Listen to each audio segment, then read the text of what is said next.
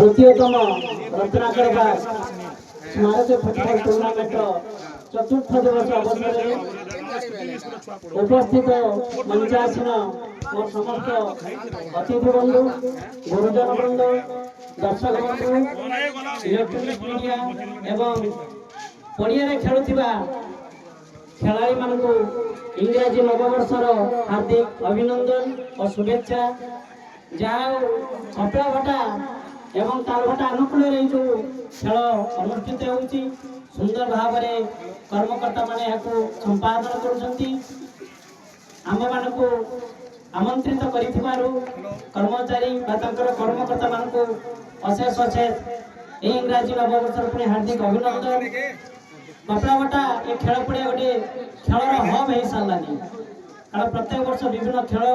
विभिन्न प्रतियोगिता करा बहुत दूर खेलाड़ी मैंने खेल खेलुंट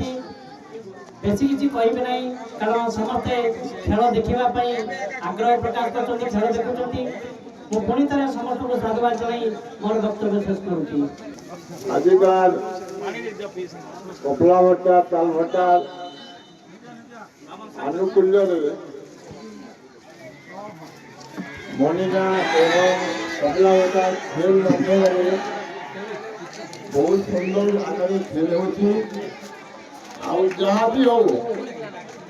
प्रत्येक वर्ष आरंभ कर